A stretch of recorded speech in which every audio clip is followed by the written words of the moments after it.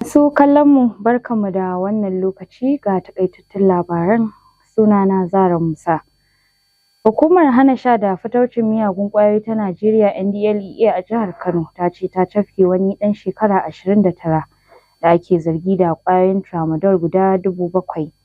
Jami'in hulɗa da jama'a na hukumar Malam Sadiq Muhammad Mai Gatari shi ne ya bayyana hakan a cikin wata sanarwa a ranar Litinin a Kano. Muhammad Mai Gatari ya ce an cafke wanda ake zargin ne a ranar Asabar ta hannun jami'an hukumar da ke ƙarƙashin rundunar Kiru a kan hanyar Zaria zuwa Kano kusa da kwanar Ɗangora a lokacin da yake tahowa daga Legas da buhunan ƙwayoyin tramadol.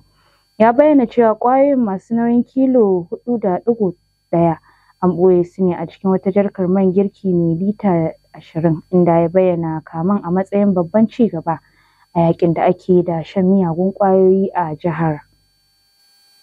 Ƙungiyar 'yan jarida ta Najeriya NUJ reshen babban birnin tarayya Abuja ta yi Allah wadai da cin zarafi da aka yi wa Comrade Ladi Bala, wakiliyar gidan talabijin na ƙasa NTA, wanda manajin darakta na hukumar zirga-zirgar jiragen ƙasa ta Najeriya NRC Mr. Kayode Ofaifa ya yi mata.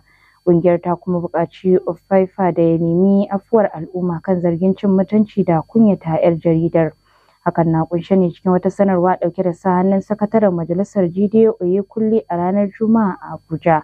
Dai ta je bibiyar labarin yadda jirgin ƙasa ya kauce daga layin dogo na Abuja zuwa Kaduna a farkon makon da ya gabata, inda ta koma wurin da haɗarin ya faru. A nan kuma ta haɗu da Ofaifa da tawagar injiniyoyi da ke ƙoƙarin ɗauke taragun jirgin da suka faɗi. A jihar Sokoto an sake fuskantar wani mummunan hatsarin jirgin ruwa karo na 3 a cikin wannan watan, inda aka tabbatar da mutuwar mutum 2 yayin da aka ceto mutane 9. Hatsarin ya faru ne da yammacin ranar Juma'a a kogin Jaranja da ke ƙaramar hukumar Shagari, kamar yadda shugaban hukumar ruwa ta ƙasa NIWA a Sokoto Bala Bello ya tabbatar. Ya ce hatsarin ya samo asali ne daga sakaci da ɗaukar kaya da fasinjoji fiye da kima da kuma karya ƙa'idojin tafiya a ruwa. Ƙungiyoyin ceto da suka haɗa da jami'an NIWA da hukumar NEMA da hukumar SEMA ta jihar da kuma Red Cross sun yi magana akan muhimmancin amfani da rigar kariya ta ruwa da kuma bin ƙa'idojin zirga-zirga. Sun kuma shiga aikin ceto da bincike domin gano waɗanda ake zargin sun ɓace. Bello ya bayyana cewa suna ci gaba da wayar da kan al'ummomin da ke zaune a bakin ruwa. A ranar 17 ga watan Agusta, gwamnatin jihar ta tabbatar da mutuwar fasinjoji 4 tare da mutane 41 da aka ceto da kuma mutane 5 da suka ɓace a wani hatsarin jirgin ruwa a ƙauyen Kojiyo, ƙaramar hukumar Gwaranyo. Haka kuma a ranar 22 ga watan Agusta ma wani haɗari ya auku a ƙauyen Faji na ƙaramar hukumar Sabon Birni. Wannan ya sa hatsarin ranar Juma'a ya zama na 3 a cikin wata guda.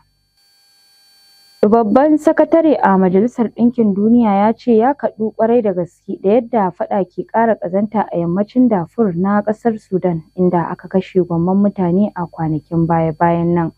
Antonio Guterres ya yi kiran da a gaggauta tsagaita wuta a El Fasher, inda ake gwabzawa tsakanin dakarun gwamnati da kuma mayakan RSF.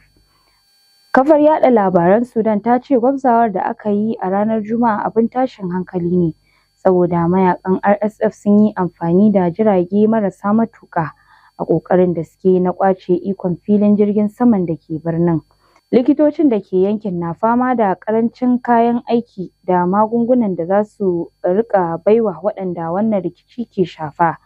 Yankin El Fasher dai na ƙarƙashin ƙawanya na fiye da shekara guda. To daga Amurka, shugaban Amurka Donald Trump ya fusata ƙwarai da gaske game da hukuncin da kotun ɗaukaka ƙara ta yanke cewa wasu daga cikin manufofinsa na haraji sun saɓawa ƙa'ida, inda ya ce idan har aka ƙyale hukuncin kotu ya yi aiki to ko shakka babu zai lalata Amurka. Kotun ta yanke hukuncin cewa shugaba Trump ya kawo wasu manufofi da suka saɓawa ƙa'ida domin ƙaƙabawa ƙasashe abokan kasuwancin Amurka harajin babu gaira babu dalili. Hukuncin kotun bai shafi haraje-harajen da aka sanya wanda ke kan ƙa'ida ba, kamar harajin da aka sanya a kan ƙarafa da wasu kayayyaki da ake shiga da su cikin ƙasar.